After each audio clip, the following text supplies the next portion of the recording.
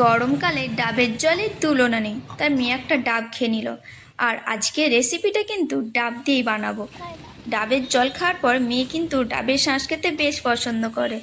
আর একটু মার্কেটে এসেছিল কিচেনে ব্যবহার করা কিছু জিনিস কিনতে। আর মেয়ে দেখো প্রথমে কিন্তু শপে ঢুকে এটা কিনবো ওটা কিনবো, আর আমার কিন্তু কেনাকাটা কমপ্লিট।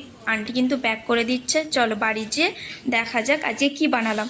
গুড মর্নিং বন্ধুরা, শুভ সকাল। তো আজকে সানডে, আর সানডে মানে স্পেশাল কিছু হবে, তাই নিয়ে নিয়েছি আজকে ডাব, আর বানাবো ডাবের পনির। তো চলো রেসিপিটা তোমাদের সাথে শেয়ার করা যাক। একদম কচি একটা ডাব নিয়ে নিয়েছে, আর ভালোভাবে ডাবটাকে কেটে নিয়েছে। এদিকে দেখতেই পাচ্ছ আমি কিন্তু পনিরটাকে আগে দিকে ভেজে রেখেছিলাম।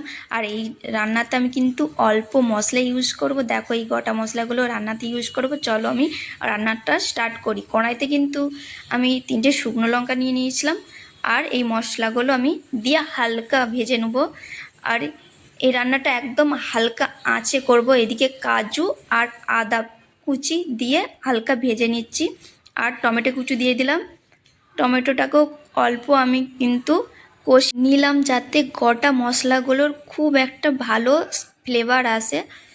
আর এদিকে দেখতেই পাচ্ছ আমি কিন্তু ডাবেতে অল্প পরিমাণের ঘি দিয়ে দিলাম। ঘি দিলে রান্নার একটা স্মেলটা খুব ভালো আসে, খুব অল্প পরিমাণে দিলাম। আর আমি কিন্তু কষিয়াগুলো ভালোভাবে পেস্ট করে নিয়েছি। আর দেখতেই পাচ্ছ আমি কিন্তু পেস্টটা পনির ওপরে ভালোভাবে ম্যারিনেট করে নিচ্ছি। আর তারপরে আমি কিন্তু ডাবের মধ্যে সমস্ত ম্যারিনেট করে রাখা ব্যাটারটাকে ঢেলে নিয়েছি, আর উপর থেকে অল্প কাজু কুচানো দিয়ে দিয়েছিলাম। আমি কিন্তু রান্নাটা করব প্রেশার কুকারে, তাই প্রেশার কুকারটা অল্প জল দিয়ে ডাবটাকে দিয়ে দিয়েছিলাম ভাপতে। 2টো সিটি দেওয়ার পর আমি কিন্তু নিয়ে নিয়েছি। আর দেখতে পাচ্ছ পনিরটা কত সুন্দর ভেপেছে, আর ডাবের কালারটাও কিন্তু চেঞ্জ হয়ে গেছে। চলো রেসিপিটা টেস্ট করা যাক। সত্যি বলছি রান্না করেছি বলে নয়, খুবই সুন্দর হয়েছে, যেহেতু একদম নিরামিষ। আর যদি আমার এই রেসিপিটা ভালো লাগে অবশ্যই লাইক সাবস্ক্রাইব করে দিও।